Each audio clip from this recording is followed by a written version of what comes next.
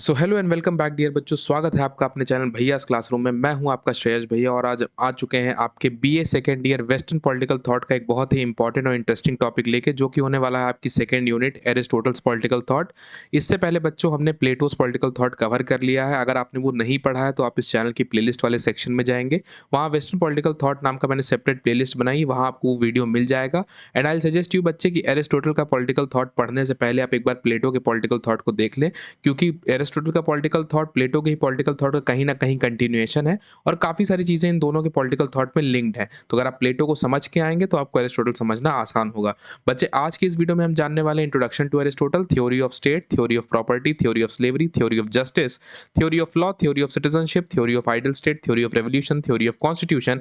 साथ ही साथ बच्चे सिग्निफिकेंस और लिमिटेशन क्या है एरिस्टोटल के। एट लास्ट बच्चे मैं कुछ पीवाईक्यू लेके आया हूँ जो यूनिवर्सिटी के ईयरली और सेमेस्टर एग्जाम से पूछा गया है। बच्चे, अगर आज आप इस वीडियो को पूरा देखते हैं, हर कॉन्सेप्ट को अच्छे से समझते हुए चलते हैं और लास्ट में जो पीवाईक्यू मैं एनालिसिस करने वाला हूं उस पे फोकस बना के रखते हैं, तो this video is going to be enough for your BA second year. इसके बियॉन्ड आपको कहीं रेफर करने की जरूरत नहीं, कुछ पढ़ने की जरूरत नहीं है। यहीं से आपके सारे क्वेश्चंस एग्जाम में डायरेक्टली स्ट्राइक करेंगे और ये वीडियो सेंटर स्टेट यूनिवर्सिटी दोनों के बच्चे देख सकते हैं। तो चलिए बच्चे, ज्यादा समय ना बर्बाद करते हुए आज के अपने इस लेक्चर को शुरू करते हैं। सबसे पहले बच्चे, इंट्रोडक्शन टू एरिस्टोटल। एरिस्टोटल कौन था, एक इंट्रोडक्शन जानते हैं। So Aristotle is regarded as father of political science. Father माना जाता था पॉलिटिकल साइंस का। अब मैं यहाँ पे डिफरेंस बताऊंगा आपको एक चीज का। While Plato is generally regarded as father of political philosophy. अच्छा बच्चे, ये बताओ प्लेटो को क्यों नहीं कहा गया फादर ऑफ पॉलिटिकल साइंस और एरिस्टोटल को क्यों कहा गया? इस चीज का आंसर आपको आगे मिलेगा। Aristotle studied 158 constitution of his time and use their comparative study to draw conclusions about political institution. ये लाइन ये कह रही है बच्चे कि एरिस्टोटल ने अपने समय के 158 कॉन्स्टिट्यूशंस को पढ़ा था और उनको आपस में कंपेयर किया था अपने कंक्लूजन्स को बनाने के लिए। जैसे आप 2-3 नोट्स पढ़ते हो ना, उसके बाद आपको समझ में आता है कि इसमें से ये सही है, ये सही है, ऐसा सही है, वैसा सही है। तो इस चीज को एरिस्टोटल ने कॉन्स्टिट्यूशन के कॉन्टेक्स्ट में किया था ताकि वो अपना पर्सपेक्टिव बिल्ड कर सके। He was disciple of Plato. Plato का शिष्य था Aristotle, but developed significantly different approach from his teacher. लेकिन उसका जो अप्रोच था वो अपने टीचर से बड़ा हट के था। वो कहते हैं ना कि गुरु तो गुड़ रह गया और चेला शक्कर हो गया, वो ऐसी वाली बात थी। While Plato was primarily philosophical and normative. Plato बहुत फिलोसफिकल था। व्हाट ऑट टू बी, ऐसा होना चाहिए, ऐसा होगा तो क्या होगा, इतना अच्छा स्टेट होना चाहिए, काश ऐसा होता वैसा होता। आप जब वहां पे जाओगे मेरे पॉलिटिकल प्लेटो वाले वीडियो में, तो वहां पे आपको ये चीज समझ में आएगी कि मैंने वहां पे इस चीज को कैसे समझाया है। एरिस्टोटल वहीं पे कैसा था बच्चे? एम्पेरिकल था, ऑब्जर्वेशनल था, प्रैग्मेटिक था और फंक्शनलिस्ट था। एम्पेरिकल मतलब बच्चे जो थोड़ा साइंटिफिक होता है, जैसे जो डेटा को स्टडी करके बोलता है, जो अभी तक के ट्रेंड्स को देख के बोलता है, मतलब what is the current condition, जो इस पे चर्चा करता है कि अभी क्या है। इस पे बात नहीं करता है क्या होना चाहिए, व्हाट ऑट टू बी। मतलब आप समझ रहे हैं, एक यूटोपियन बात नहीं करता है, एक ख्याली पुलाव वाली बात नहीं करता है, प्रैक्टिकल बात करता है कि अभी क्या है और अभी क्या हो सकता है। उसको हम एम्पेरिकल, ऑब्जर्वेशनल और प्रैग्मेटिक कहते हैं। तो इसीलिए बच्चे एरिस्टोटल को फादर ऑफ पॉलिटिकल साइंस कहा जाता है। साइंस, क्योंकि बच्चे साइंस जो है, साइंस कभी ऐसी बात नहीं करती व्हाट ऑट टू बी कि क्या होना चाहिए। इस तरह की बात हमेशा फिलॉसफी करती है या लिटरेचर के सब्जेक्ट्स करते हैं। साइंस हमेशा प्रैक्टिकल बात करती है कि क्या है, अभी क्या है और वो कैसे आया है, मतलब अभी क्या है ये कैसे पता चलता है, उस समय का डेटा स्टडी करके। जैसे मान लीजिए अगर आप वोटिंग को देखिए, तो अगर आप वोटिंग की स्टडी करेंगे कि भाई वोटर का बिहेवियर क्या रहा है, कैसे वोट गए हैं, कितने कितने वोट गए, तो वो एक डेटा है ना बच्चे, वो तो फिक्स डेटा है, वो एक स्टडी के बाद बनाया गया है। ऐसे ही एरिस्टोटल क्या था कि हर चीज एक स्टडी के बाद अपना कंक्लूजन ड्रॉ करता था। वो ऐसे नहीं कहता था कि ऐसा होना चाहिए, एक ऐसा फिलोसफर किंग आए जो सबका उद्धार कर दे, जो हर जगह रूल ऑफ नॉलेज ले आ दे, जैसे प्लेटो कहता था। तो इसीलिए एरिस्टोटल क्योंकि प्रैक्टिकल था, क्योंकि प्रैक्टिकल बातें करता था, क्योंकि ऑब्जर्वेशनल बातें करता था, प्रैग्मेटिक उसका अप्रोच था, वो फंक्शनलिस्ट था नेचर का, इसलिए उसको फादर ऑफ पॉलिटिकल साइंस कहा गया, ना कि फादर ऑफ पॉलिटिकल फिलोसफी। इसीलिए प्लेटो को बच्चे फादर ऑफ पॉलिटिकल फिलोसफी कहा गया। चलिए आगे देखते हैं। William A Dunning and other scholars have emphasised Aristotle foundational contribution to systematic political science. ये लाइन क्या कह रही बच्चे? ये लाइन ये कह रही है कि जो विलियम ए ड्यूनिंग थे, स्कॉलर थे, इनका मानना था कि जो एरिस्टोटल का कंट्रीब्यूशन है फाउंडेशन बिल्ड करने में, किसका, पॉलिटिकल साइंस का, वो बहुत सिस्टमैटिक और काफी अच्छा रहा है। आगे मैक्सी भी एक फेमस स्कॉलर थे बच्चे, वो कहते हैं कि वो डिस्टिंग्विश करते हैं प्लेटो के फिलोसफिकल ओरिएंटेशन को एरिस्टोटल के साइंटिफिक पॉलिटिकल अप्रोच से। मतलब प्लेटो जहाँ फिलोसफिकल था बहुत ज्यादा, वहीं एरिस्टोटल बहुत ज्यादा साइंटिफिक था। मतलब एरिस्टोटल प्रैक्टिकल बातों पर चर्चा करता था, प्रैक्टिकल तथ्यों पर बात करता था। चलिए बच्चे इसको क्लियर कर देते हैं। ये आप बच्चे अपने नोट्स के फॉर्म में राइट डाउन कर लेंगे। इसको मैं क्लियर कर देता हूँ, चलिए आगे बढ़ते हैं। नेक्स्ट इज, अब की डिफरेंस क्या है बच्चे प्लेटो और एरिस्टोटल में? तो Plato adopted a normative and philosophical approach, मतलब प्लेटो ने एक नॉर्मेटिव और फिलोसफिकल अप्रोच अपनाया जहां पे उसने ये बात की कि क्या होना चाहिए। Asking what ought to be, देखिए जैसे मैंने कहा था कि वो पूछता था कि क्या होना चाहिए। He primarily use deductive reasoning from moving general principles to particular conclusions. तो यहाँ पे बच्चे, जहाँ प्लेटो एक ऐसी बात कर रहा था, मतलब प्लेटो क्या बात कर रहा था बच्चे? प्लेटो ये बात कर रहा था जनरल से पर्टिकुलर की तरफ मूव कर रहा था।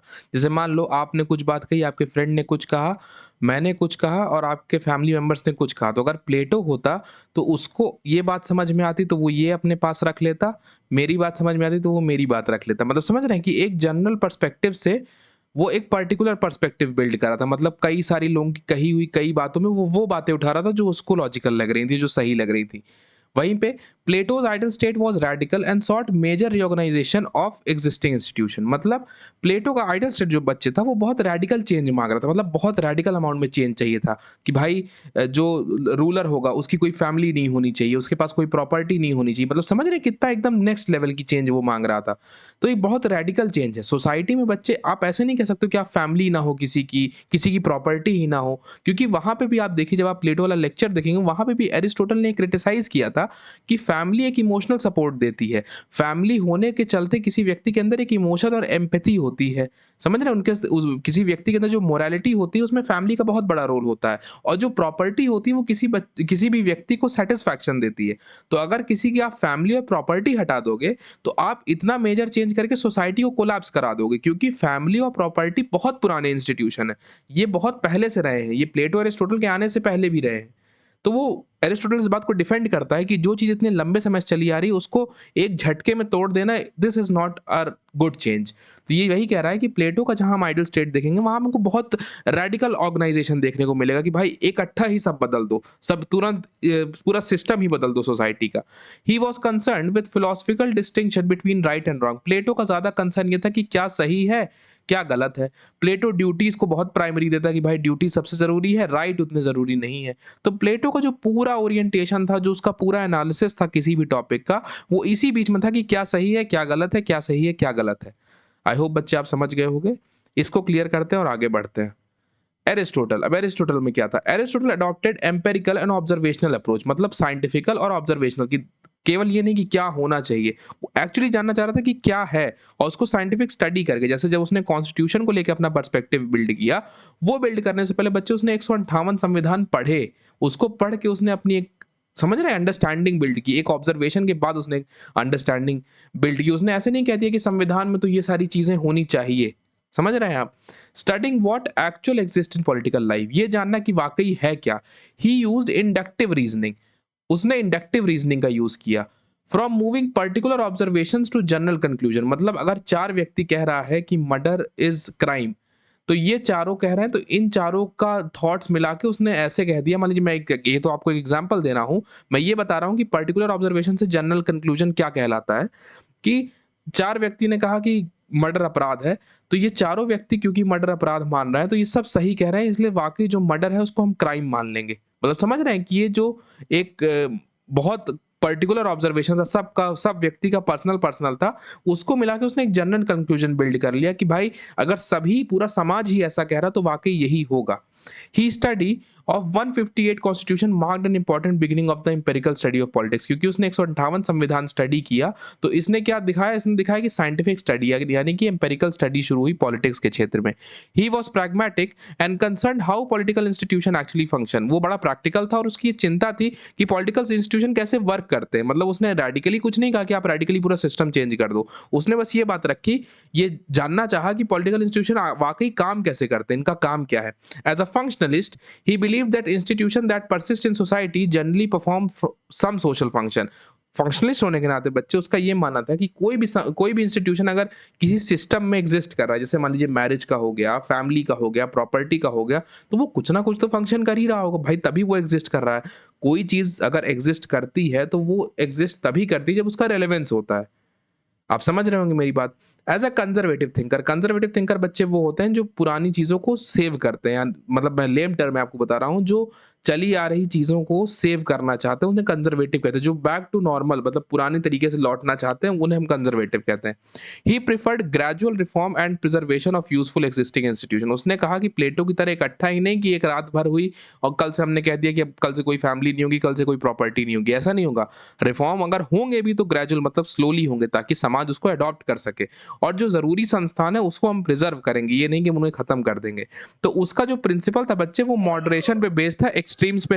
उसका जो प्रिंसिपल था बच्चे वो मॉडरेशन पे बेस्ड था, एक्सट्रीम्स पे नहीं कि भाई एकदम रेडिकल कोई चीज़ नहीं बदलेंगे।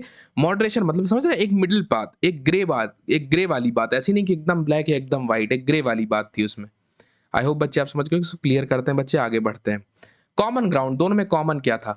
Both believe that politics should ultimately contribute to good and virtuous life. Virtuous क्या होता है बच्चे? वर्च्यू का मतलब क्या होता है? वर्च्यू का मतलब होता है बच्चे high moral qualities. High moral qualities मतलब जैसे बच्चे ब्रेवरी हो गई, जैसे गुड, जैसे ग्रेटर गुड हो गया, जैसे करेज हो गया, जैसे पीस हो गया, ह्यूमैनिटी हो गया, ये सब ना जैसे बड़े मानवीय आदर्श जिनको हम कहते हैं, तो वो सारी चीजें हो गई। तो इन दोनों का क्या मानना था कि जो पॉलिटिकल लाइफ है उसका अल्टीमेटली एम क्या होना चाहिए कि लोगों को गुड और वर्चुअस लाइफ दे, मतलब एक अच्छा हाई, मतलब समझ रहे हैं, एक उच्च आदर्शवादी जीवन दे। बस मैं हिंदी में बता रहा हूँ, एक हाई मॉरल वैल्यूफुल लाइफ दे। Their difference was mainly in their method of reaching that objective. दोनों इसी गोल पे पहुंचना चाहते थे। प्लेटो रेडिकली पहुंचना चाहता था और एरिस्टोटल मॉडरेशन मतलब स्लो चेंज के साथ पहुंचना चाहता था। दोनों एक ही लक्ष्य में पहुंचना चाहते थे, बस दोनों के रास्ते अलग अलग थे। आई होप बच्चे आप समझ गए होंगे। क्लियर करते हैं, आगे बढ़ते हैं। बच्चे theory of state.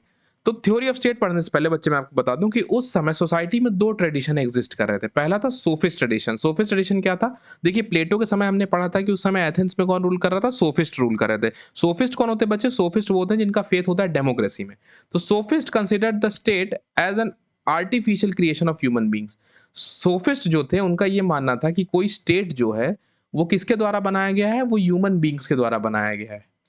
According to this view, individual existed before the state created it to serve their interest. इसका कहने का मतलब ये था कि सोफिस्ट का ये मानना था कि इंसान स्टेट के पहले आया। प्रैक्टिकली देखो तो बच्चे यही है, इंसान पहले आया भाई, तब ना स्टेट आया, तब ना हम साथ में रहना शुरू किए। तो इंसान स्टेट के पहले आया, इंसान ने ही स्टेट बनाया ताकि जो स्टेट है वो इंसान के इंटरेस्ट को सर्व कर सके। अब दूसरा है सोक्रेटिक ट्रेडिशन, जो सोक्रेटिस का ट्रेडिशन है। इसको प्लेटो और एरिस्टोटल फॉलो करते हैं और वो इस ट्रेडिशन को मानते हैं। अब इन्होंने क्या कहा? स्टेट एक नेचुरल इंस्टीट्यूशन है, मतलब स्टेट को किसी ने बनाया नहीं है, स्टेट एक नेचुरल इंस्टीट्यूशन है जो नेसेसरी है किसके? ह्यूमन के फुलफिलमेंट के लिए। मतलब इंसान का अगर विकास चाहिए तो स्टेट नेचुरल है, मतलब स्टेट का होना जरूरी है। और स्टेट एक नेचुरल इंस्टीट्यूशन, हम ये नहीं कह सकते कि इंसानों ने स्टेट बनाया, स्टेट पहले से ही एग्जिस्ट कर रहा था। आई होप बच्चे आप समझ गए होंगे। उसको क्लियर करते हैं, आगे बढ़ते हैं। कंटिन्यूइंग बच्चे, जो सोक्रेटिक ट्रेडिशन था, स्टेट एज नेचुरल इंस्टीट्यूशन। अब सोक्रेटिक ट्रेडिशन में बच्चे पहला पॉइंट है कि स्टेट एक नेचुरल इंस्टीट्यूशन था। एरिस्टोटल का कहना था कि मैन एक पॉलिटिकल एनिमल है। Man is by nature a political animal, मतलब आदमी अपने स्वभाव से एक पॉलिटिकल एनिमल है। Human beings naturally live in groups and possess an inherent tendency towards social and political association. मतलब एरिस्टोटल का ये कहना था कि कोई भी इंसान अकेला नहीं रह सकता। जैसे मान लीजिए ये गुड्डू है, तो गुड्डू अकेले नहीं रह सकता। गुड्डू को चुन्नू मुन्नू सब चाहिए। तो समझ रहे हैं, मतलब इंसान, जैसे आप ही अपनी बात करिए, अगर मैं आपसे कहूं कि आप कॉलेज जाओ एकदम अकेले रहो, किसी से मत दोस्ती करो, किसी से मत बात करो, पॉसिबल ही नहीं है। आप कितने भी इंट्रोवर्ट होगे, आप फ्रेंड्स बनाओगे, कुछ अपने जैसे लोगों को अपने पास रखोगे, आप उनसे कुछ ना कुछ बात करोगे। आप मतलब आपका ये नेचर ही है कि आप ग्रुप बना लो, आपको कोई रोक ही नहीं सकता। तो वही एरिस्टोटल कह रहा था कि मैन नेचर से पॉलिटिकल एनिमल है और उसका ये टेंडेंसी ही है कि वो जहां भी रहेगा वो सोशल और पॉलिटिकल एसोसिएशन में ही रहेगा, सोशल और पॉलिटिकल ग्रुप बना के ही रहेगा। Sociability of human being, second point है बच्चे, human beings can not satisfy all their biological social economic needs independently. मतलब कोई भी इंसान अपनी बायोलॉजिकल सोशल और इकोनॉमिक नीड्स इंडिपेंडेंटली कि हम अकेले कर लेंगे, बायोलॉजिकल नीड्स भी वो अकेले सेटिस्फाई नहीं कर सकता, सोशल नीड्स भी वो अकेले सेटिस्फाई नहीं कर सकता, इकोनॉमिक नीड्स भी वो अकेले सेटिस्फाई नहीं कर सकता, उसका ग्रुप में रहना जरूरी है। Development of political community, individual household combine to form villages while villages combine to form state. मतलब इंडिविजुअल कई सारे लोग मिले तो गांव बने और कई सारे गांव मिले तो राज्य बना, यानी कि स्टेट बना।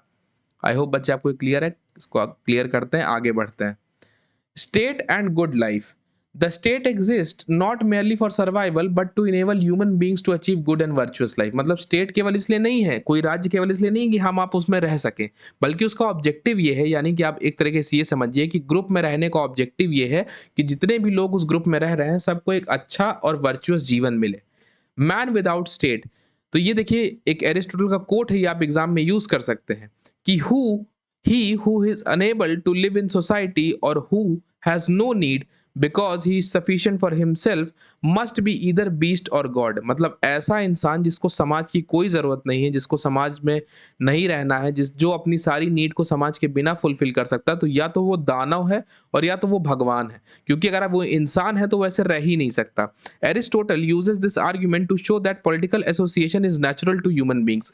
एरिस्टोटल इसको यूज करता है ये बताने के लिए कि पॉलिटिकल एसोसिएशन नेचुरल है ह्यूमन बींग्स के लिए, ये किसी का क्रिएट किया हुआ नहीं। तो आप देखिए कहाँ सोफिस्ट कह रहे थे कि ह्यूमंस ने स्टेट क्रिएट किया, और कहाँ एरिस्टोटल कह रहा था कि इसमें क्रिएशन जैसी कोई बात ही नहीं थी। ह्यूमंस की टेंडेंसी ही ऐसी कि वो साथ आएंगे तो स्टेट अपने आप बन जाएगा। आई होप बच्चे आप समझ रहे होंगे, इसको क्लियर करते हैं, आगे बढ़ते हैं। अब बच्चे देखो, आपको जो भी डाउट आए इस वीडियो में, आप मुझे कमेंट सेक्शन में अपना कमेंट ड्रॉप करना, I will reply to that. अब दूसरा पॉइंट बच्चे, स्टेट के अंदर ही, पहले हमने क्या पढ़ा था, state as a natural institution. अब ये दूसरा है state as prior to individual. अब आप इसको ऐसे देखिए कि ये दो बात थी जो एरिस्टोटल ने कही थी, और इन दो बातों के अंदर जो पॉइंटर्स मैंने लिखे हैं, इन पॉइंटर्स को आपको एग्जाम में लिखना। जैसे आप जब आप थ्योरी ऑफ स्टेट लिखोगे तो आप उसको ऐसे लिखोगे कि Aristotle classified his theory of state on the basis of two arguments. तो पहला argument state as a natural institution, उसके अंदर आपको पॉइंट लिखना है। Second state as prior to individual, फिर आपको जहां जहां पे जैसे कोड्स यूज किए वैसे वैसे आपको कोड्स भी उसमें आंसर में अपने लिखने हैं। तो क्रोनोलॉजिकली देखा जाए, individual and families existed way before the fully developed political state. मतलब सही बात है भाई, आदमी तो पहले ही रहना, आदमी और आदमी का परिवार तो पहले ही रहना शुरू किया, बाद में ये लोग गांव में गए और फिर बाद में ये सारे गांव मिलके एक साथ स्टेट बनाए। तो मतलब फैमिली की अगर हम बात करें तो वो स्टेट एक प्रॉपर पॉलिटिकल स्टेट से पहले ही एग्जिस्ट करते थे। लेकिन हम लॉजिकली और थियोलॉजिकली देखें, थियोलॉजिकली मतलब बच्चे आप समझ लो कि मतलब मैं बहुत लेम टर्म में आपको बोल रहा हूँ। थियोलॉजिकली बच्चे, वैसे ये एक तरीका है जो एरिस्टोटल यूज करता है, थियोलॉजिकल अप्रोच। बट अगर मैं आपको बहुत लेम और इजी टर्म में बताऊं कि थोड़ा सा इमोशनल होके देखो ना, जैसे अगर एक बहुत लेम एग्जांपल लिया जाए कि बच्चे मतलब लेम एग्जांपल लेके देखो तो थोड़ा भावना समझो ना यार, थोड़ा दिल की बात समझने की कोशिश करो, समझ रहे हो?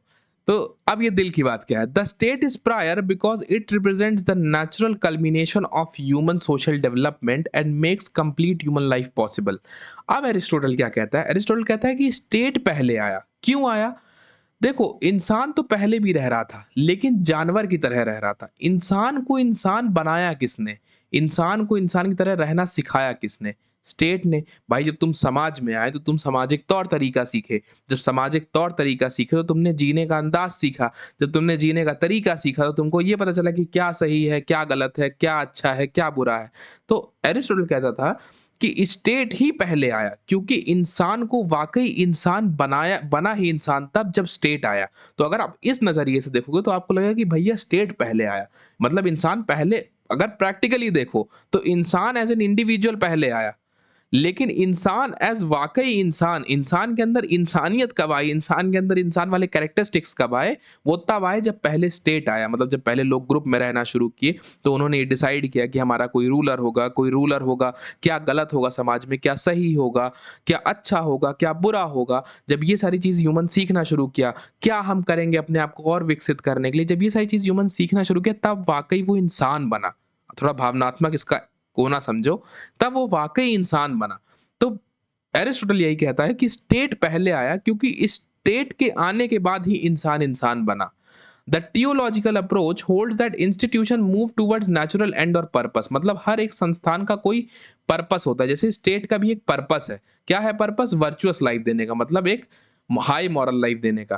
And the natural end of political association is good life. वैसे मैंने कहा ना, पॉलिटिकल एसोसिएशन का जो नेचुरल पर्पस है क्या है कि सबको एक अच्छा जीवन मिले। Edmund Burke similarly viewed political society as partnership connected with virtue and common good। तो एडमंड बर्क तो बच्चे अल्टीमेटली एडमंड बर्ग ने भी यही कहा कि किसी भी राजनीतिक संस्थान का उद्देश्य भी वर्च्यूफुल और गुड लाइफ देना ही है। मतलब पॉलिटिकल सोसाइटी पार्टनरशिप है एक तरीके की, जिसका उद्देश्य है वर्च्यू और कॉमन गुड प्रोवाइड करना। आई होप बच्चे आप समझ गए होंगे। इसको क्लियर करते हैं, आगे बढ़ते हैं। अब आता है बच्चे theory of property. So Aristotle consider property as useful and natural institution that should not be abolish. जैसे प्लेटो ने कहा था ना कि प्रॉपर्टी नहीं होनी चाहिए रूलर के पास। रूलर का कौन था? Philosopher king. तो जैसे प्लेटो ने कहा था कि प्रॉपर्टी नहीं होना चाहिए, तो एरिस्टोटल ने कहा कि नहीं भैया, प्रॉपर्टी जरूरी है, एक प्राकृतिक संस्थान है। भाई प्रॉपर्टी मैंने और आपने तो बनाई नहीं, वो तो बहुत पहले से एग्जिस्ट की। जैसे स्टेट एक नेचुरल इंस्टीट्यूशन है, वैसे ही प्रॉपर्टी एक नेचुरल इंस्टीट्यूशन है, और उसको बैन नहीं किया जा सकता, उसको खत्म नहीं किया जा सकता। He rejected complete communism of property. उसने मना किया कि कंप्लीट कम्युनिज्म ऑफ प्रॉपर्टी नहीं होनी चाहिए। कम्युनिज्म आप समझते हो बच्चे, एक ऐसी आइडियोलॉजी है जहां कलेक्टिव बिलोंगिंगनेस की बात होती है। मतलब जो भी होगा सब समाज का होगा, किसी व्यक्ति का नहीं होगा। तो कम्युनिज्म ऑफ प्रॉपर्टी नहीं होनी चाहिए। And he believed private ownership creates responsibility, motivation and satisfaction. मतलब उस समय उसने बात कर दी थी प्राइवेट ओनरशिप की। प्राइवेट ओनरशिप होगी तो रिस्पॉन्सिबिलिटी होगी, लोगों के प्रति एक मोटिवेशन होगा कि भाई नहीं, मेरी संपत्ति है तो हमें अपनी संपत्ति का अच्छा यूज करना है, और एक सेंस ऑफ सेटिस्फैक्शन होगा कि भाई मेरे पास तो पर्याप्त जमीन है, आई कैन डू समथिंग। समझ रहे हो? अब 3 टाइप की प्रॉपर्टी की उसने बात की। पहली है common ownership plus common use. जैसे गवर्नमेंट के होते हैं ना, गवर्नमेंट पार्क, जो कि कॉमन यूज के लिए, तो जिसको हर आदमी यूज कर सकता है, जिसको पब्लिक यूज कर सकते हैं, जैसे गवर्नमेंट पार्क। एरिस्टोटल ने इसको रिजेक्ट किया, क्योंकि एरिस्टोटल ने कहा कि what belongs equally to every one may receive insufficient individual responsibility. मतलब बच्चे, अगर मैं शॉर्ट टर्म में बोलूं कि what belongs to all belongs to none, जो सबका होता है वो किसी का नहीं होता है। जैसे बच्चे, कोई गवर्नमेंट का बनाया हुआ पार्क है, अब आप देख लो कौन उसकी रिस्पॉन्सिबिलिटी लेता है। कहीं उसमें कचरा पड़ा है, कहीं उसमें लोगों ने कुछ करके रखा है, कहीं उसमें कहीं भी लोग ऐसे स्पिट कर देते हैं। आप समझ रहे हो कितनी कंडीशन बेकार हो जाती। ऐसा क्यों है? क्योंकि कहने को तो वो सबका है, लेकिन कोई उसकी रिस्पॉन्सिबिलिटी नहीं ले रहा है कि अरे हो गया पब्लिक पार्क है, क्या मतलब है। समझ रहे हो? सेकंड टाइप की प्रॉपर्टीज ने बात की common ownership plus individual use. अब भाई ये तो बहुत ज्यादा illogical सा आइडिया हो गया। He considered this arrangement difficult to sustain because ownership and individual responsibility becomes unclear। मतलब बच्चे, इसलिए तुम ये देखो कि गवर्नमेंट ने एक पार्क बनाया। अब सोचो कितना फनी चीज है ये। गवर्नमेंट ने एक पार्क बनाया और उस पार्क को केवल तुम्हारे नाम से कर दिया कि इसको केवल गुड्डू यूज करेगा। अब सोचो ऐसा पार्क जो सबके टैक्स के पैसे से बना हो, लेकिन केवल गुड्डू के लिए बना है। ये कितना इलॉजिकल आइडिया है। ये तो पता ही नहीं चलेगा कि इसमें ओनरशिप किसकी है, इसके लिए रिस्पॉन्सिबल कौन है। इसके लिए रिस्पॉन्सिबल ये लोग हैं। मतलब मेरा गवर्नमेंट से क्या कहने का मतलब, मेरा गवर्नमेंट से ये मतलब है बच्चे कि जो लोगों का टैक्स पेयर्स का पैसा है, तो इसमें तो यही नहीं पता चलेगा कि ये पार्क की रिस्पॉन्सिबिलिटी किसकी है, लोगों की है कि गुड्डू की है। क्योंकि घूमता तो गुड्डू है और बना लोगों के पैसे से है। तो समझ रहे हो, ओनरशिप को लेके कंफ्यूजन आ जाएगा। तीसरा टाइप क्या है? Individual ownership plus common use. मतलब कोई एक व्यक्ति ओन करे कि प्राइवेट पार्क है किसी कंपनी का या किसी इंस्टीट्यूशन का, और उसको सब यूज कर रहे हैं। तो Aristotle preferred private ownership combined with social responsibility and charitable use. मतलब देखो, जब कोई प्राइवेट आदमी प्राइवेट चीज यूज करता है, फॉर एग्जाम्पल बच्चे, तो आदमी उस सर्विस के लिए पे करता है ना। प्लस आदमी रिस्पॉन्सिबल रहता है कि अरे नहीं भाई, वो उसकी प्राइवेट प्रॉपर्टी, हम लोग नुकसान नहीं कर सकते। समझ रहे हो? तो एरिस्टोटल का यही कहना था कि जब कोई प्राइवेट व्यक्ति ओन करेगा प्रॉपर्टी को और उसको सोशल रिस्पॉन्सिबिलिटी से जोड़ के रखेगा कि भाई अगर तुम्हें मेरे पार्क में आना तो 100 रुपए देना है, तो इससे तुम्हारी एक रिस्पॉन्सिबिलिटी फिक्स होगी कि नहीं भाई, हम 100 रुपए दे के आए हैं, हम यहाँ कुछ नुकसान नहीं करेंगे, है ना, यहाँ मेरा पैसा लगा हुआ है। समझ रहे हो आप? एक सेंस ऑफ, जैसे आप ऐसे ही देख लो, जैसे आप किसी प्राइवेट मॉल में गए, आप मतलब मॉल में गए, आप किसी प्राइवेट स्टोर में गए, समझ रहे हो, तो आप वहां जहां पैसे देके आप एंटर करते हो ना, वहां आपकी रिस्पॉन्सिबिलिटी थोड़ी सी बढ़ जाती है नेचुरली। आई होप बच्चे आपको क्लियर है। इसको क्लियर करते हैं और आगे बढ़ते हैं। Next point is advantages of private property. Private property के क्या क्या एडवांटेज बताए? सेंस ऑफ रिस्पॉन्सिबिलिटी होती है भाई, individual takes greater care of property when they personally own it. जैसे आपकी कोई जमीन है, ठीक है, तो आप उसकी ज्यादा केयर करोगे ना, क्योंकि आपकी इंडिविजुअली ओन जमीन है। Productivity, private ownership encourages people to work harder and increase productivity. जैसे प्राइवेट कंपनी है बच्चे, जैसे मान लो आपकी कोई प्राइवेट कंपनी है, तो वहां पे थोड़ी चाहोगे कि जो वर्कर्स है वहां पे वो उस प्रॉपर्टी को, मतलब वो जो प्रॉपर्टी है या वो जो कंपनी है उसको एकदम डिवेस्टेट कर दें, खराब कर दें, वहाँ कोई काम ना करे। आप चाहते हो कि सब वहाँ रेगुलरली काम करें, डिसिप्लिन से काम करें, वहाँ के रूल्स और रेगुलेशन सब मेंटेन करके रखें, तो एक प्रोडक्टिविटी इंक्रीज होती है। Stability, ownership provides individual with security property and contributes to social stability. भाई जिसके पास पैसा है, जिसके पास प्रॉपर्टी, वो थोड़ा सिक्योर है। जैसे आप देखोगे जिसके पास ज़मीन होती है वो थोड़ा सा मेंटली सिक्योर होता है। तो जो मेंटली सिक्योर होता है, अगर सबके पास प्रॉपर्टी होगी तो सारे लोग मेंटली सिक्योर होंगे। जब सब लोग मेंटली सिक्योर होंगे तो सोशल स्टेबिलिटी रहेगी, मतलब समाज में एक स्थिरता रहेगी। ऐसा आपाधापी और ऐसा नहीं मचा रहेगा कि भाई मैं उसकी ज़मीन हड़प लूँ, मैं उसकी ज़मीन हड़प लूँ, मेरे पास तो खाने को ज़मीन नहीं है। समझ रहे हो? एक सेंस ऑफ ये नहीं रहेगा कि मिसहैप नहीं रहेगा, एक ये जो आप कहोगे कि एक इनस्टेबिलिटी, एक ये सोशल अनरेस्ट नहीं रहेगा। चैरिटी बच्चे next point, private property allows individual to voluntary share their resources with others. मतलब प्राइवेट प्रॉपर्टी अलाउ करती किसी इंडिविजुअल को कि अपना रिसोर्स वो सबके साथ शेयर करे और उसके बदले वो कुछ इंटरेस्ट में पैसे वैसे ले सकता है, चैरिटी ले सकता है। Motivation, the possibility of accumulation encourages productive effort and economic activity. जैसे कोई एक कंपनी है बच्चे, वो कंपनी मान लो काम कर रही है, अब अगर इस कंपनी को थोड़ा प्रॉफिट होने लगता है तो जो ये व्यक्ति, जिस व्यक्ति की ये कंपनी है, ये इनकरेज हो जाता है कि ठीक है हम और कंपनी खोलेंगे, हम और लोगों को जॉब देंगे, हम और इकोनॉमिक एक्टिविटी प्रमोट करेंगे, हम और प्रोडक्टिविटी लेके आएंगे, हम और अच्छा काम करेंगे। समझ रहे हो? तो ये एक मोटिवेशन और एक टाइप का डेवलपमेंटल अप्रोच दिखाता है कि डेवलप करने के लिए ये भी एक अच्छा तरीका है। चलिए बच्चे इसको क्लियर करते हैं, आगे बढ़ते हैं। अब बच्चे थ्योरी ऑफ प्रॉपर्टी में क्या है, एरिस्टोटल ने क्या कहा था कॉन्सेंट्रेशन ऑफ वेल्थ को लेकर, मतलब एक व्यक्ति के पास बहुत सारा पैसा रहे, इसको हम कॉन्सेंट्रेशन ऑफ वेल्थ कहते हैं। तो Aristotle recognise that excessive concentration of wealth could produce inequality and political instability. तो एरिस्टोटल का ये मानना था कि अगर कोई बहुत अमीर हो गया तो इससे क्या प्रॉब्लम होगी कि किसी के पास बहुत संपत्ति होगी, कि भाई मान लो किसी के पास 500 एकड़ जमीन है और किसी के पास 1 एकड़ भी नहीं है, तो इससे क्या होगा, इनइक्वालिटी बनेगी। मतलब समझ रहे हो, अंतर बनेगा, एक इनइक्वालिटी आएगी और पॉलिटिकल इंस्टेबिलिटी आएगी। मतलब भाई ये भी डिससेटिस्फाइड रहेगा, ये एक्सप्लॉयटेटिव हो जाएगा कि एकदम एक्सप्लॉयटेशन कर दो इसका। तो समझ रहे हो, एक पॉलिटिकल, एक राजनीतिक अस्थिरता आएगी। Hence therefore measures such as taxation and redistribution to prevent extreme inequality. आप सोचिए बच्चे, इस कॉन्सेप्ट को आप देखिए और सोचिए कि एरिस्टोटल ने कहा कि उस समय जिसके पास बहुत पैसा है उससे टैक्स लेना चाहिए। आज की डेट में आप देखो ना, कॉर्पोरेट टैक्स होते हैं, हर आदमी के ऊपर इनकम टैक्स होता है ना? कि जितना आप कमा रहे हो उसका आपको उतना टैक्स देना पड़ेगा। और रीडिस्ट्रीब्यूशन की उस समय उसने बात कर दी थी प्रॉपर्टी, जैसे किसी के पास बहुत ज़्यादा प्रॉपर्टी है तो उसको रीडिस्ट्रीब्यूट करना है, मतलब बाँटना है, केवल एक व्यक्ति बहुत ज़्यादा ओन नहीं करेगा। आप मुझे बताओगे कि इंडियन गवर्नमेंट ने भी आपको पता होगा कि रीडिस्ट्रीब्यूशन ऑफ प्रॉपर्टी किया था। तो आप मुझे पहले तो ये बताओगे कि जो राइट टू प्रॉपर्टी है वो फंडामेंटल राइट है या लीगल राइट है? ये आप मुझे कमेंट सेक्शन में बताओगे। और कॉन्स्टिट्यूशन के किस आर्टिकल के अंदर हमें डिस्ट्रीब्यूशन ऑफ प्रॉपर्टी देखने को मिलता है? Was it 39B, 39C and what is 300A? You have to tell me this in comment section. So his approach attempted to balance private ownership with welfare of society. Aristotle ने क्या कोशिश की बच्चे, उसने कोशिश किया बैलेंस करने का, क्या प्राइवेट प्रॉपर्टी और वेलफेयर ऑफ सोसाइटी। अब आज की डेट में बच्चे देखो, क्या ऐसा हमारा समाज नहीं है? हमारे यहाँ लोगों के पास प्राइवेट प्रॉपर्टी है लेकिन वहीं वहीं समाज का वेलफेयर भी है। मतलब गवर्नमेंट ऐसे काम नहीं करती कि आप प्राइवेट प्रॉपर्टी रख सकते हो लेकिन इस एक्सटेंट पे नहीं रख सकते हो कि लोगों का वेलफेयर कॉम्प्रोमाइज हो जाए, या कोई गरीब है तो वो एकदम ही मतलब वो हो जाए। आप समझ लो, गवर्नमेंट भी ऐसे ही मैनेज करके चलती है कि प्राइवेट प्रॉपर्टी भी मैनेज रहे, प्राइवेट ओनर्स भी मैनेज रहे और सोसाइटी का कल्याण भी होता रहे। इसका सिग्निफिकेंस क्या है बच्चे? एरिस्टोटल की ये जो थ्योरी थी इसने बाद में डिफेंस प्रोवाइड किया, जो थ्योरीज लिबरल्स ने दी प्रॉपर्टी पे, लिबर्टी पे और जस्टिस पे। तो ये जो उसने डिफेंस किया था प्रॉपर्टी का कि प्रॉपर्टी होनी चाहिए, प्रॉपर्टी किस एक्सटेंट तक होनी चाहिए, ये बाद में इन्फ्लुएंस करता है लिबरल थ्योरीज को, प्रॉपर्टी के, लिबर्टी के और जस्टिस के। आई होप बच्चे क्लियर है, इसको क्लियर करके आगे बढ़ते हैं। अब थ्योरी ऑफ स्लेवरी आती है बच्चे। अब यहाँ पे एरिस्टोटल का आपको थोड़ा सा एक पेसिमिस्टिक यानी कि थोड़ा सा एक निराशावादी व्यू देखने को मिलेगा। नेचुरल स्लेवरी, एरिस्टोटल बच्चे स्लेवरी को फेवर करता था। Aristotle controversially argued that some people were naturally suited to rule while others were naturally suited to सर्व।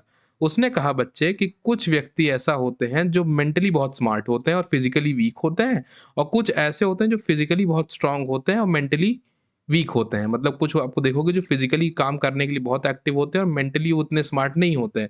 कुछ मेंटली बहुत स्मार्ट होते हैं लेकिन फिजिकली वीक होते हैं, वो बहुत काम नहीं कर सकते, वो थोड़ा सा धूप में निकलेंगे कि लू लग जाएगी। तो एरिस्टोटल ने कहा कि ऐसे लोग जो मेंटली स्मार्ट हैं और फिजिकली वीक हैं ये रूलर बनेंगे, और जो लोग मेंटली वीक हैं और फिजिकली स्ट्रांग हैं ये स्लेव्स बनेंगे।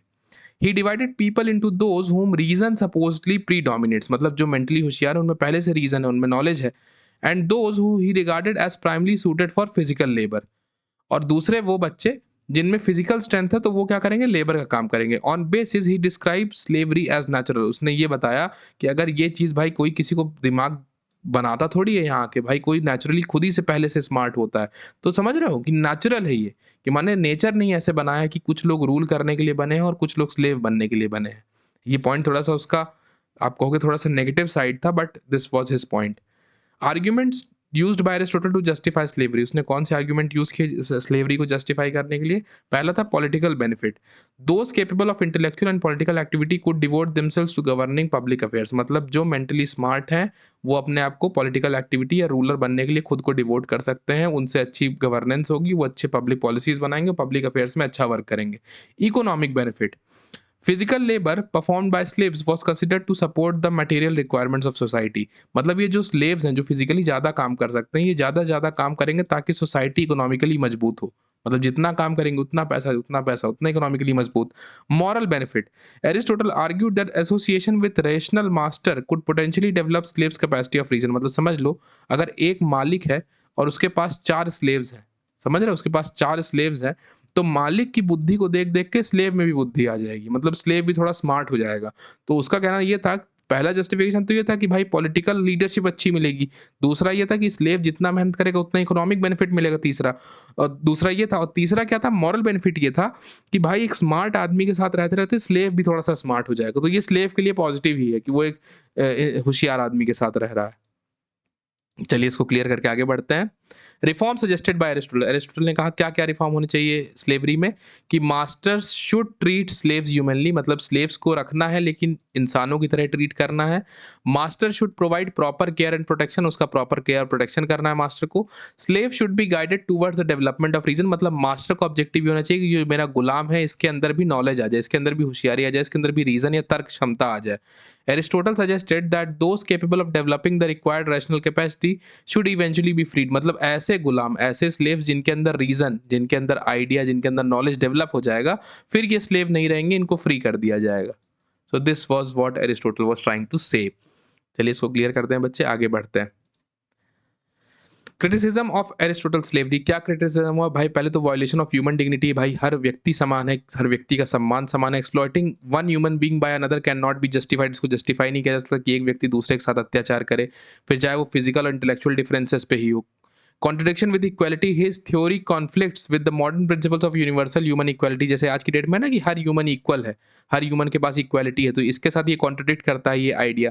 इमैनुअल कांत ने क्या कहा? Immanuel Kant argued that human beings must always be treated as ends in themselves and with dignity, मतलब इंसान जो है वो अपने आप में ही पर्याप्त है, मतलब इंसान को अब डेवलप होने की जरूरत नहीं है, जो ह्यूमन है ये अपने आप में ही मैक्स डेवलपमेंट है नेचर का, ये मैक्स वर्जन है, समझ लो ये प्रीमियम सब्सक्रिप्शन है। अब इसके ऊपर इसको इसकी डिग्निटी को कॉम्प्रोमाइज करके ये कहना कि इसके पास दिमाग नहीं है, ये होशियार है, this is not good and this is not goes with the lines of dignity.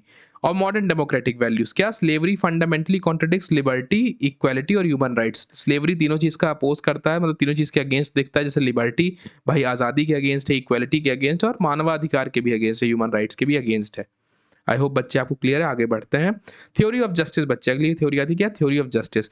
तो Aristotle adopted a more moderate and conventional conception of justice than Plato, उसने प्लेटो के कंपैरिजन में एक मॉडरेट और कन्वेंशनल कंसेप्ट जस्टिस का adopt किया।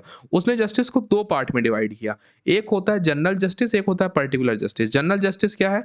General justice refers to broader moral and legal principle governing the conduct of citizen, मतलब ये moral और लीगल प्रिंसिपल हैं जो सिटीजन्स का क्रियाकलाप देखते हैं कि भाई सिटीजन कर क्या रहा है।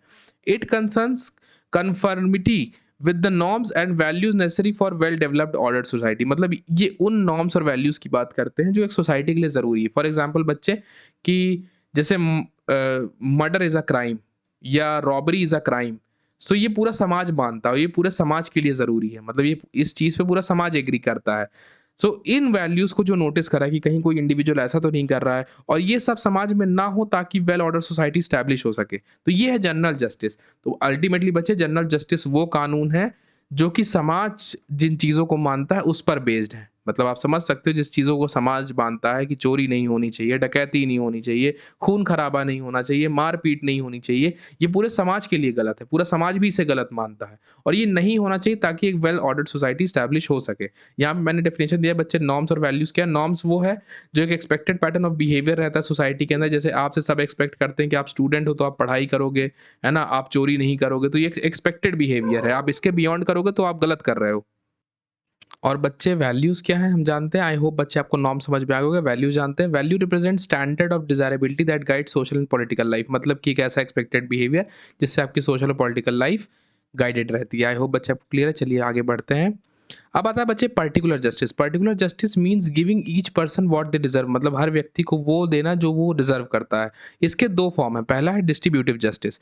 Distributive justice concerns the fair distribution of benefit, honours and resources and responsibility among members of society.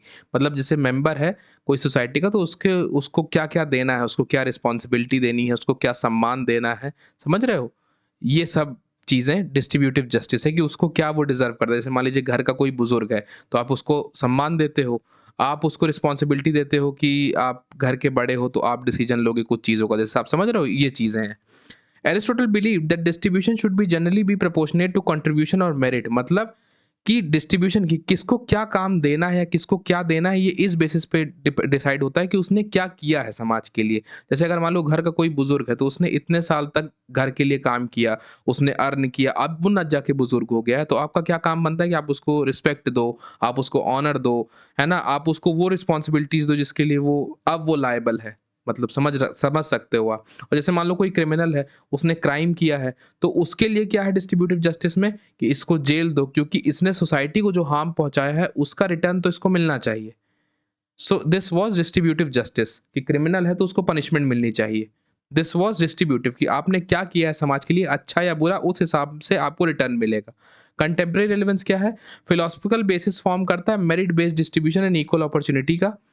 मतलब कि अगर कोई व्यक्ति अच्छा कर रहा है तो उसको अच्छा मिलना चाहिए, ये डिस्ट्रीब्यूटिव जस्टिस है। तो जो मेरिट बेस्ड डिस्ट्रीब्यूशन मतलब कि कोई अगर अच्छा कर रहा है अपने जीवन में तो उसको अच्छी चीज़ें मिल रही हैं। It can be complimented bye modern ideas of social and economic equality. Social economic equality से इसको इक्वेट करके देखा जा सकता है। आगे बढ़ते हैं। दूसरा पार्ट है बच्चे रेक्टिफिकेटरी जस्टिस। जैसे बच्चे हमने यहाँ पे देखा ना डिस्ट्रीब्यूटिव जस्टिस, ये मान लीजिए ये पॉइंट ए है और यहीं पे इसका दूसरा पॉइंट बी है rectificatory justice. Rectificatory justice seeks to correct wrongs and restore fairness in individual, मतलब अगर किसी व्यक्ति ने गलती की है तो उसके गलत को सही करना और उसके अंदर वाकई मतलब उसके अंदर पॉजिटिव क्वालिटीज इनकलकेट करना, फेयरनेस इनकलकेट करना, ये रेक्टिफिकेटरी जस्टिस है। यहाँ पे बच्चे पनिशमेंट आता है। और compensation should be proportionate to harm caused, मतलब जैसे किसी ने क्रिमिनल है, अब उसने समाज को नुकसान पहुंचाया है, उसने क्राइम किया है तो उसको पनिशमेंट मिलनी चाहिए, उसको जेल मिलनी चाहिए, समझ रहे हो? तो उसको पश्चाताप, जैसे जेल है तो अब वो थोड़ा रिग्रेट करेगा, समझ रहे हो? उसको सुधारने का एक मौका दिया गया है। तो ये सारी चीज़ें जो बच्चे हैं ये उस बेसिस पे दी जा रही हैं कि वो इंडिविजुअल वापस सही लाइन्स पे आ जाए, अपने गलतियों का एहसास करे, अब फेयरनेस को रिस्टोर हो जाए सोसाइटी में, इंडिविजुअल के अंदर करेक्ट थॉट्स आने लगें। तो ये इट इज़ लाइक बच्चे जैसे आज की डेट में मॉडर्न है ना, जैसे किसी ने क्राइम किया तो कोर्ट ने उसको जेल कर दिया। जेल क्यों कर दिया? ताकि वो पनिशमेंट में रहेगा तो ही गेट सेल्फ रिकॉग्निशन कि मुझे ऐसा नहीं करना चाहिए। समझ रहे हो? तो उसके अंदर एक फेयरनेस डेवलप करने के लिए। कंटेम्परेरी रेलेवेंस क्या है? ये रिजेंबल करता है modern principles of proportional punishment and grievance redressal. मतलब आज की डेट में जैसे किसी ने कोई क्राइम किया, जिसने किसी ने चोरी कर दी तो उसके ऊपर 10,000 का जुर्माना लगा दिया। या मान लो किसी ने किसी का क्राइम कर दिया, किसी किसी ने कोई बड़ी घटना को अंजाम दे दिया तो उसको जेल भेज दिया। किसी ने बहुत हीनियस क्राइम कर दिया तो उसको कैपिटल पनिशमेंट दे दी। तो उसने जितना नुकसान समाज को किया उस बेसिस पे उसको पनिशमेंट दी जाएगी। ये है rectificatory justice. The state's objective should include correction and rehabilitation rather than punishment alone. मतलब स्टेट का ऑब्जेक्टिव ये होना चाहिए कि जो ये व्यक्ति जिसने क्राइम किया है इसके अंदर करेक्शन आए और रिहैबिलिटेशन हो। इसका मतलब कि इसके अंदर करेक्शन आए, इसके अंदर सही थॉट्स आए और इस व्यक्ति को वापस सही किया जा सके। सिर्फ ये नहीं कि इसको पनिशमेंट दे दो कि भाई इसने क्राइम कर दिया तो अब इसको हम सूली पे टांग देंगे। सिर्फ ऐसा ऑब्जेक्टिव नहीं होना चाहिए स्टेट का। स्टेट का ऑब्जेक्टिव ये होना चाहिए कि पनिशमेंट तो हम देंगे लेकिन बहुत हीनियस क्राइम पे अगर उसमें चांस है उस व्यक्ति में सुधरने का तो हम सुधरने का भी मौका देंगे। This was his theory of justice. चलिए इसको क्लियर करते हैं, आगे बढ़ते हैं। सिग्निफिकेंस क्या है बच्चे थ्योरी ऑफ जस्टिस का? His theory became an important foundation of western jurisprudence. मतलब वेस्टर्न ज्यूरिस्प्रूडेंस मतलब जो वेस्टर्न जस्टिस है, जो वेस्टर्न कंट्रीज का जस्टिस सिस्टम है उसमें बहुत कंट्रीब्यूट किया एरिस्टोटल की थ्योरी ने। Distributive justice remains influential in debates over merit, equality and allocation of resources. ये हमेशा से इन्फ्लुएंशियल रहा है कि भाई जो व्यक्ति काबिल है ना? वो आपने सुना है राजा का बेटा राजा नहीं बनेगा, राजा वही बनेगा जो हकदार होगा। तो वही है कि जो राजा वही बनेगा जो हकदार होगा। तो जो हकदार होगा जिसकी वो मेरिट होगी, उसको वो चीज़ अवॉर्ड की जाएगी। Rectificatory justice contributes to modern ideas of proportional punishment. Rectificatory justice जैसे आज की डेट में किसी क्रिमिनल ने क्राइम किया तो जिस जिस तरह का उसने क्राइम किया, उस तरह का उसको रेक्टिफिकेटरी मेजर सरकार लेगी। चाहे उसको जेल भेजे, चाहे उस पे जुर्माना लगाए, चाहे उसको capital punishment they. His distinction between different forms of justice continues to influence political and legal philosophy. ये जो डिफरेंशिएशन अरिस्टोटल ने किया था, ये आज तक इन्फ्लुएंस कर रहा है पॉलिटिकल और लीगल फिलॉसफी को। आई होप बच्चे आपको क्लियर है। आगे बढ़ते हैं। नेक्स्ट पॉइंट है बच्चे थ्योरी ऑफ लॉ। चलिए थ्योरी ऑफ लॉ को जल्दी समझते हैं। Aristotle's theory of law can be understood partly as response to Plato's emphasis on philosopher king. मतलब ये प्लेटो के फिलोसफर किंग को एक रिस्पॉन्स की तरह है। प्लेटो का क्या कहना था? Plato regarded philosopher king as superior to ordinary law because the philosopher king possesses genuine knowledge. Law represents generalized और average wisdom and cannot account every individual circumstances. इसका मतलब बच्चे ये है कि प्लेटो का ये कहना था कि जैसे अब देखो मैं पहले बता दूं कि ऑर्डिनरी लॉ क्या है। जैसे मान लो मैं, आप, आपका फ्रेंड, आपकी फैमिली, आपका कॉलेज, हम सब मानते हैं कि चोरी करना अपराध है, रॉबरी इज क्राइम, चोरी करना सही नहीं है। पर फिलोसफर किंग कहता है कि चोरी करना एक हद तक सही है या चोरी सही है। तो अब प्लेटो का मानना यह था कि फिलोसफर किंग सही कह रहा है। फिलोसफर किंग क्यों सही कह रहा है? क्योंकि फिलोसफर किंग क्या है? एम्बॉडीमेंट ऑफ नॉलेज है। फिलोसफर किंग के पास सबसे ज्यादा नॉलेज है। और हम तुम क्या है? हम तुम आम जनता है। कॉमन लोगों को उतनी समझ नहीं होती और फिलोसफर किंग को सबसे ज्यादा नॉलेज है। तो जो फिलोसफर किंग कह रहा है वो सबसे सही है। तो जो फिलोसफर किंग का आइडिया है वो सुप्रीम है। तो फिलोसफर किंग का जो व्यू है वो सुपीरियर है ऑर्डिनरी लॉ के। ऑर्डिनरी लॉ बच्चे कैसे बनता है? मान लो पूरा समाज ये मान रहा है ना कि चोरी करना खराब है, पूरा समाज ये मान रहा है कि मर्डर इज अ क्राइम, तब ना मर्डर क्राइम बना हुआ है। और फिलोसफर किंग अगर ये कह दे प्लेटो के पर्सपेक्टिव में, अगर फिलोसफर किंग ये कह दे कि नहीं murder is not a crime, तो प्लेटो का मानना ये था कि जो समाज कह रहा है वो गलत है, जो फिलोसफर किंग कह रहा है वो सही है, क्योंकि philosopher king is embodiment of knowledge, उसके पास पीक नॉलेज है। अब वहीं एरिस्टोटल ने क्या कहा? Law as collective wisdom. Aristotle का पहला पॉइंट था कि लॉ कलेक्टिव विजडम है। एरिस्टोटल ने कहा कि भैया कानून वही बनेगा जिसको जनता मानेगी। अब आप खुद बताओ बच्चे, मैं कह दूं कि फोन चलाना अपराध है। मान लो मैं फिलोसफर किंग हूं, मैंने कह दिया कि फोन चलाना अपराध है, ठीक है। लेकिन पूरी दुनिया, पूरी इंडिया कह रही है कि नहीं फोन चलाना इज नेसेसरी, फोन चलाना इज नो प्रॉब्लम, फोन कैसा अपराध है? तो ये बताओ, जो सब लोग मानेंगे वो चीज लॉजिकल मानी जाएगी या जो मैं अकेले कह दूंगा वो चीज मानी जाएगी? ऑब्वियसली आप कहोगे कि कलेक्टिव विजडम भैया, हम तो वही चीज को क्राइम मानेंगे ना जिसको सब क्राइम मानेंगे। अब जिसको मैं क्राइम मान रहा हूं उसको सब थोड़ी क्राइम मानेंगे। तो यही है। तो एरिस्टोटल ने क्या कहा कि लॉ क्या है? कलेक्टिव विजडम को रिफ्लेक्ट करता है, मतलब पूरी जनता के माइंड को रिफ्लेक्ट करता है। सब ने कहा कि मर्डर क्राइम है तो मर्डर क्राइम है, क्योंकि ये किसी को एक्सेप्टेबल नहीं है। समझ रहे हो? ये कलेक्टिव विजडम एक ग्रुप का विजडम दिखाता है, सोसाइटी का विजडम दिखाता है। चलिए इसको क्लियर करते हैं बच्चे, आगे बढ़ते हैं। सेकंड पॉइंट क्या दिया? Law as reason. Law is reason free from passion.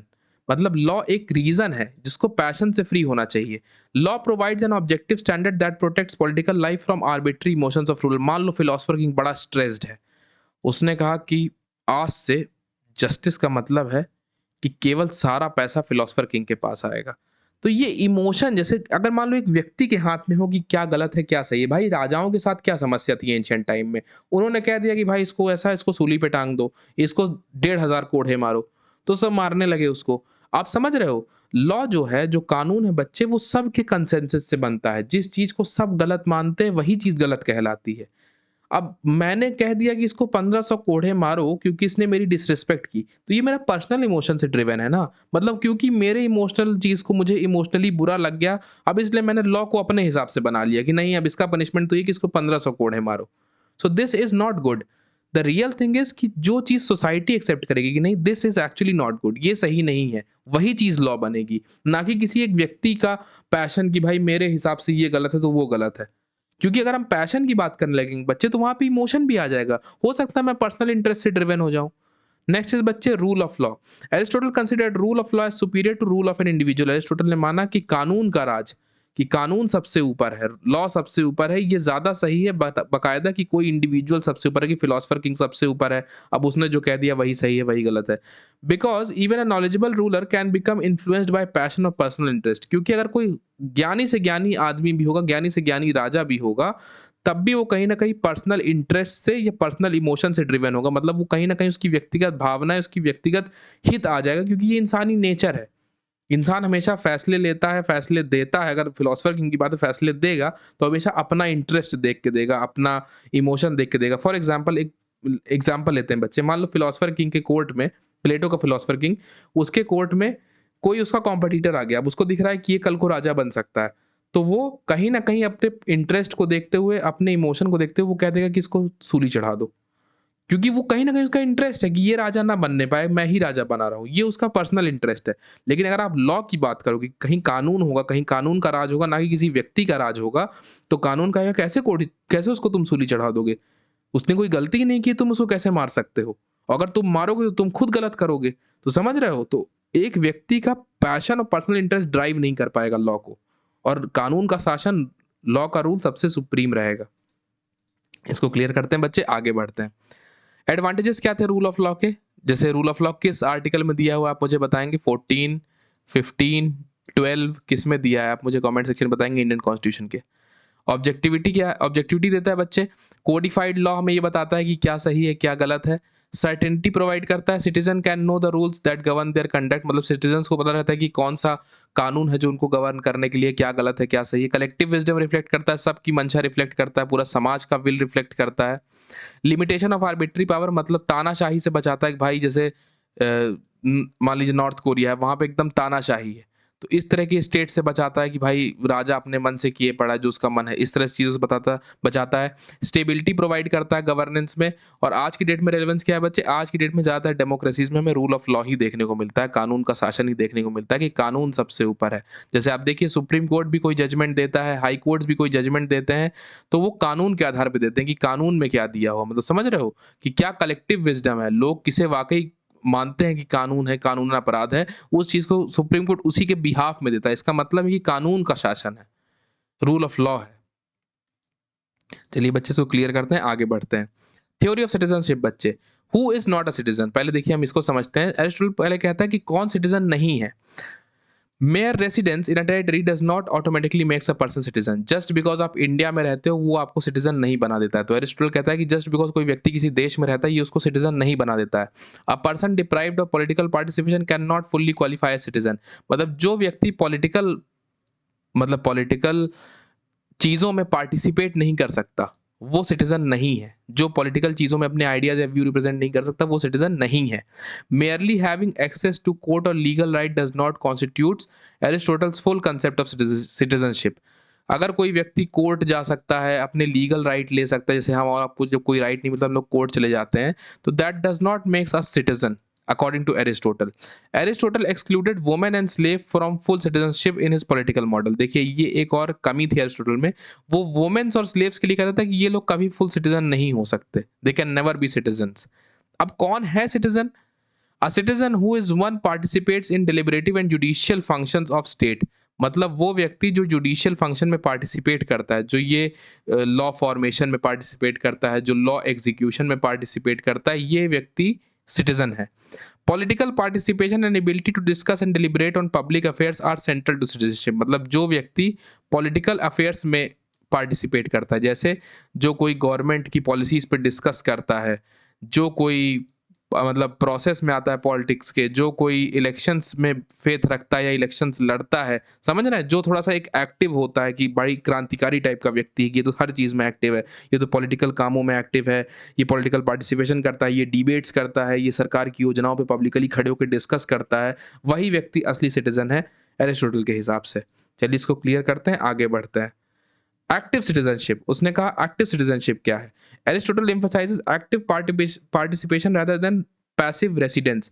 Active participation मतलब एरिस्टोटल का कहना था कि अगर आप किसी स्टेट में रह रहे हो, जैसे हम और आप इंडिया में रह रहे हैं, तो हमें एक्टिवली इंडिया में पार्टिसिपेट करना चाहिए कि इंडिया के डेमोक्रेसी में क्या हो रहा है, यहाँ कौन से कानून पास हो रहे हैं, क्या सही है, क्या गलत है, हमें हर चीज़ में एक्टिवली नज़र रखनी चाहिए, हमें एक्टिवली पार्टिसिपेट करना चाहिए।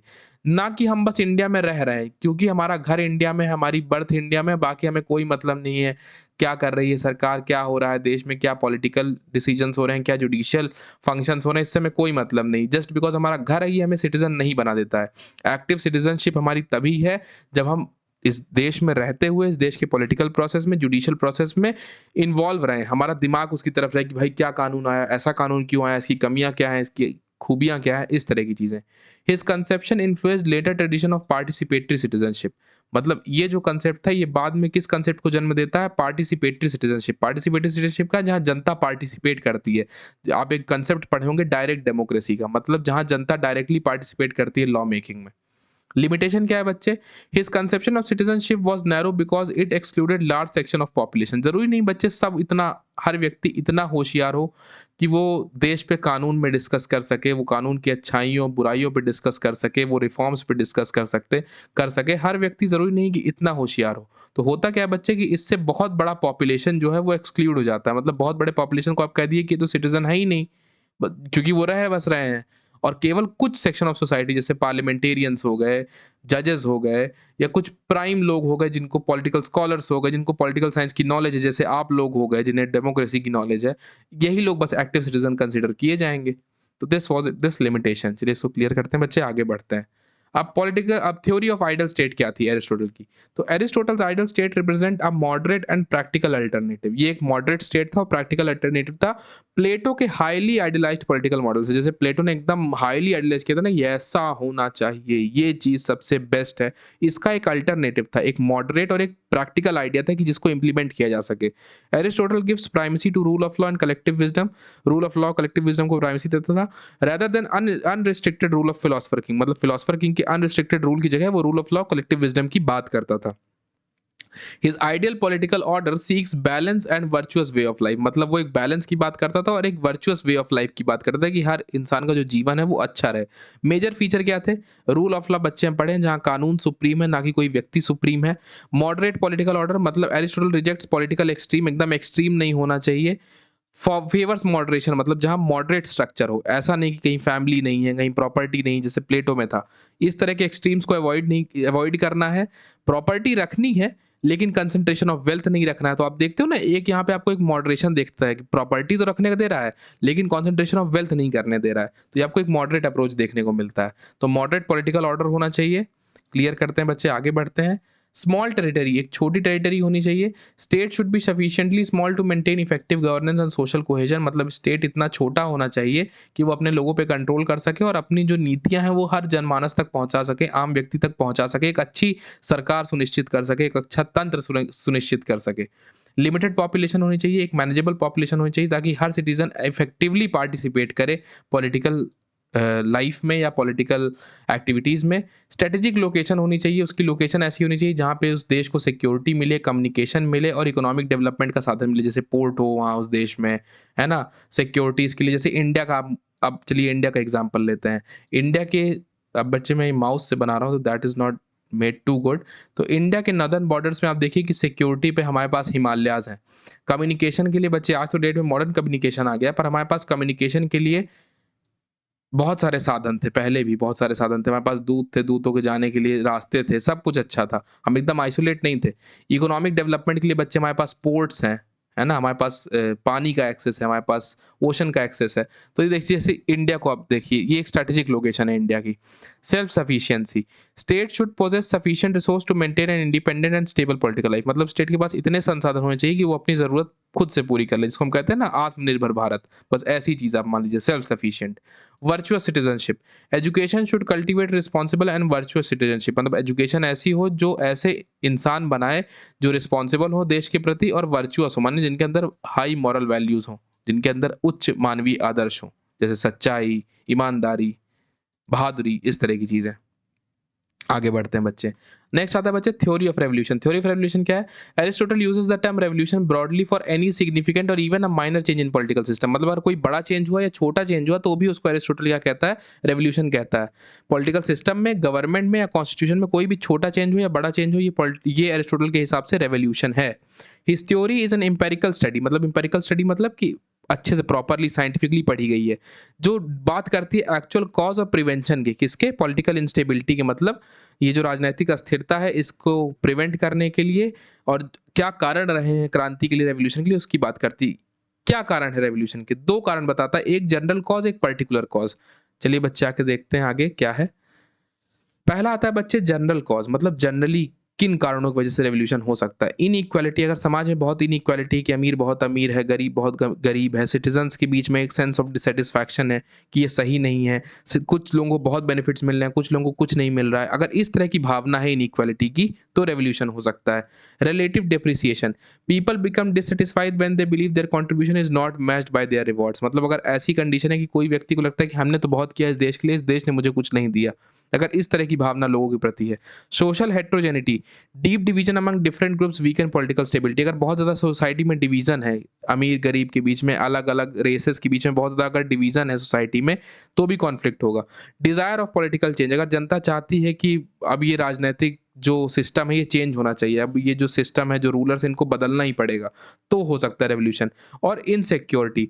Feeling of insecurity encourage small group challenge existing political arrangements. मतलब अगर उन्हें ये लगता है कि भाई उनके ऊपर थ्रेट है, अगर किसी स्मॉल ग्रुप के ऊपर, अगर किसी ग्रुप के ऊपर, आप स्मॉल ग्रुप भी मत बोलिए, अगर किसी ग्रुप के ऊपर थ्रेट है, मान लीजिए कि कल को किसी को लगने लगा मेजर ग्रुप को कि भाई उनके ऊपर इस गवर्नमेंट का थ्रेट है, तो वो कोशिश करेंगे कि इस गवर्नमेंट को हटा दिया जाए। जैसे आप देखिए, अब इसका बहुत रेलेवेंट एग्जाम्पल तो नहीं है, बट जैसे कूप होते हैं देशों में तख्ता पलट होता है जिसको हम कहते हैं ना, वो क्यों होता है? क्योंकि सिटीजन्स के बीच में यही अमूमन कुछ समस्याएं होती हैं। चलिए इसको क्लियर करते हैं बच्चे, आगे बढ़ते हैं।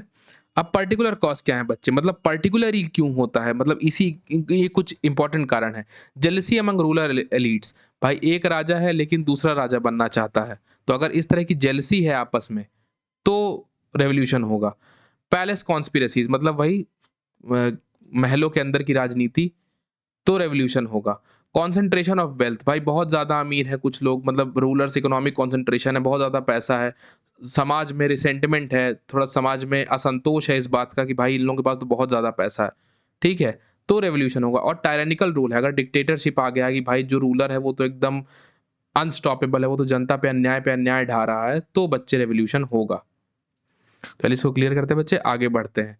अगला पॉइंट क्या है बच्चे? Neglect of masses. अगर आम जनता की आवाज़ को दबाया जाए या ना सुना जाए, आम जनता के बीच डिससेटिस्फैक्शन आएगा बच्चे, तो क्रांति होगी। Autocratic rule. अगर पॉलिटिकल पावर बहुत ज़्यादा एक्सेसिव हो जाए, जहाँ पे ऑपोजिशन के लिए मतलब ऑपोजिशन के लिए कोई स्पेस ना हो, जनता के डाइसेंट के लिए कोई स्पेस ना हो, तो बच्चे क्रांति होगी। बहुत ज़्यादा करप्शन, बहुत ज़्यादा भ्रष्टाचार और बहुत ज़्यादा गरीबी है, तो करप्शन होगी। और डेमागोग्स क्या है? Leaders who manipulate public emotion and perception can intensify political instability. मतलब वो लीडर जो पब्लिक इमोशन को और परसेप्शन को बहुत हद तक इफेक्ट करते हैं, उनके खिलाफ वो हो सकता है बच्चे क्या? क्रांति, रेवोल्यूशन हो सकता है। चलिए आगे बढ़ते हैं। Ways to prevent revolution. Revolution को कैसे रोका जाता है? गवर्नमेंट में ट्रस्ट बढ़ा के, भाई गवर्नमेंट अगर रिस्पॉन्सिव एडमिनिस्ट्रेशन शो करेगी, जनता के प्रति काम करेगी, तो रेवोल्यूशन रुक जाएगा। Balance of power. अगर पॉलिटिकल पावर एक्सेसिव नहीं हो जाएगा कि बहुत ज़्यादा एक ग्रुप के पास एक्सेसिव पावर हो गया, अब ऑपोजिशन के लिए कोई स्पेस नहीं, जनता की आवाज़ के लिए कोई स्पेस नहीं है, अगर ऐसा नहीं होकर पावर में बैलेंस रहेगा तो नहीं होगा। अगर हम इनइक्वालिटी को कम कर पाएंगे तो भी नहीं होगा। और एक ये बच्चे important point, strong middle class. A large middle class provide stability by moderating conflict between rich and poor. देखो बच्चे, जो रिच है उसको पुअर से कोई मतलब नहीं है, जो पुअर है उसे रिच से कोई मतलब नहीं है। इन दोनों के बीच हमेशा से कॉन्फ्लिक्ट रहा है। इनके बीच में आते हैं मिडिल क्लास, जो हमेशा बैलेंस का काम करते हैं। जिससे रिच को भी नहीं दिक्कत है, जिससे पुअर को भी नहीं दिक्कत है। मिडिल क्लास की बात पुअर भी समझेगा, रिच भी समझेगा। तो मिडिल क्लास का रोल बहुत अच्छा है। अगर कोई किसी देश में स्ट्रांग मिडिल क्लास है तो वो भी समाज में एक बैलेंस और एक स्टेबिलिटी मेंटेन करके रखता है। Avoidance of factionalism.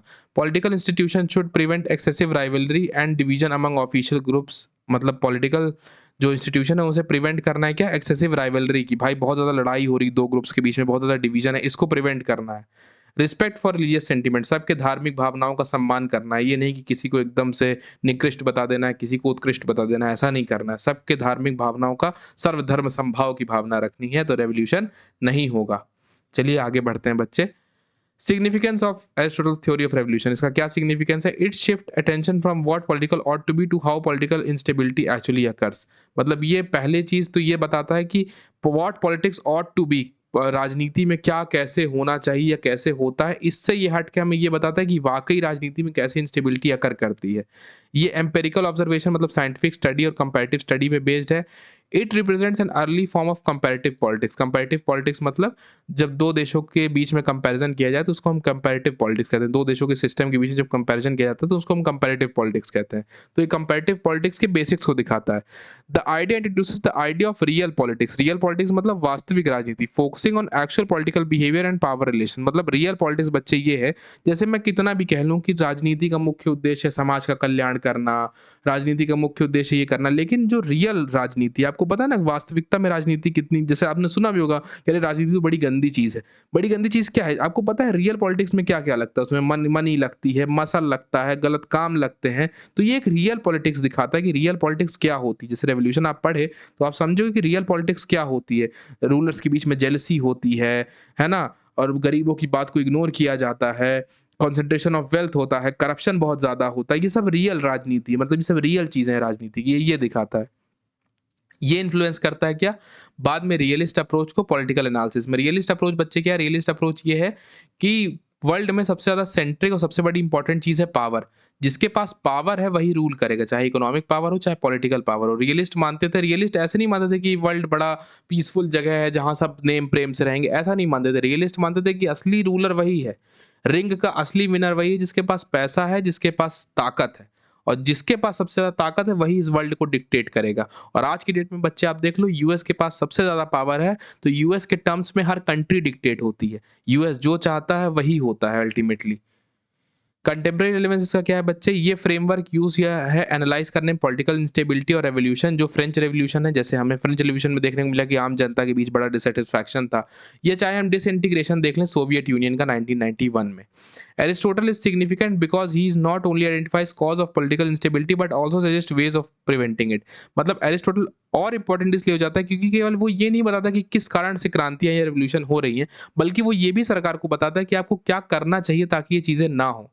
तो एरिस्टोटल इसलिए और इंपॉर्टेंट हो जाता है। चलिए बच्चे इसको क्लियर करते हैं, आगे बढ़ते हैं। नेक्स्ट बच्चे थ्योरी ऑफ कॉन्स्टिट्यूशन, संविधान का जो थ्योरी उसने दी थी। Aristotle conception of constitution includes the organization of government, distribution of political authority, rights and duties of citizen and objectives of state। मतलब एरिस्टोटल का कंसेप्ट ऑफ कॉन्स्टिट्यूशन क्या बात करता है कि गवर्नमेंट का ऑर्गेनाइजेशन कैसा होना चाहिए, पॉलिटिकल अथॉरिटी का डिस्ट्रीब्यूशन कैसे होना चाहिए, लोगों के राइट्स और ड्यूटीज क्या होनी चाहिए, और किसी स्टेट का ऑब्जेक्टिव क्या होना चाहिए। He sometime use the concepts of constitution, government and political system in closely and connected ways. मतलब कभी कभी वो कॉन्स्टिट्यूशन, गवर्नमेंट और पॉलिटिकल सिस्टम जैसे शब्द इंटरचेंजेबली यूज करता है, एकदम पास पास रख के। बेसिस ऑफ क्लासिफिकेशन, किस बेसिस पे उसने क्लासिफाई किया? नंबर ऑफ रूलर्स के आधार पे और पर्पस ऑफ गवर्नमेंट के आधार पे।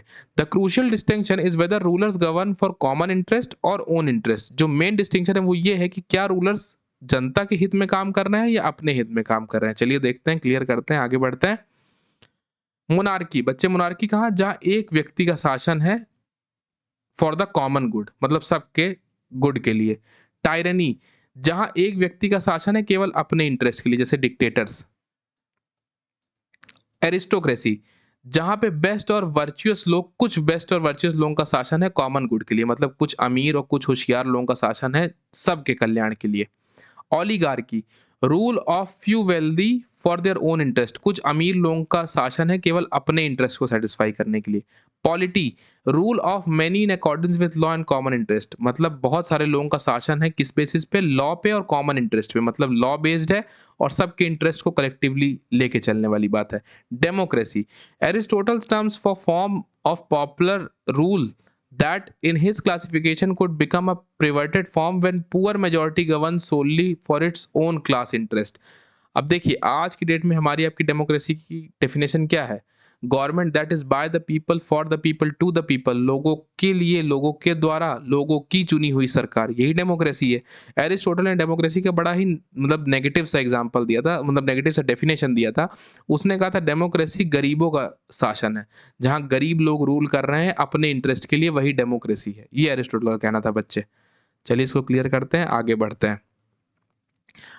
अब उसने क्या कहा, पॉलिटी, उसने कहा पॉलिटी जो है वो बेस्ट प्रैक्टिकल कॉन्स्टिट्यूशन है। Aristotle consider polity as the best practical form of government. Best practical form of government क्या है, पॉलिटी है। क्यों? क्योंकि ये दिखाता है प्रिंसिपल ऑफ गोल्डन मीन, मतलब avoiding extremes of oligarchy and democracy. जहां ओलिगार्की केवल अमीरों का शासन था, डेमोक्रेसी केवल गरीबों का शासन था, वहीं पॉलिटी एक बीच का रास्ता है, गोल्डन मीन है। It gives a significant role to the middle class. इसका सबसे इंपॉर्टेंट एक्टर कौन है, मिडिल क्लास है। Why middle class? क्योंकि मिडिल क्लास, जैसे मैंने आपको बताया ना कि गरीब और अमीर के बीच में है, तो वो एक्सट्रीम से बचा हुआ है ना। वो बहुत अमीर है कि उसे गरीबों से उलझन हो, ना वो बहुत गरीब है कि उसे अमीरों से उलझन हो, वो बीच में है। Political stability, a strong middle class reduces intense class conflict. अगर एक अच्छा मिडिल क्लास है तो वो क्लास कॉन्फ्लिक्ट होने से बचाता है, स्टेबिलिटी सिस्टम में प्रोवाइड करता है, जैसे मैंने आपको समझाया था बच्चे पहले।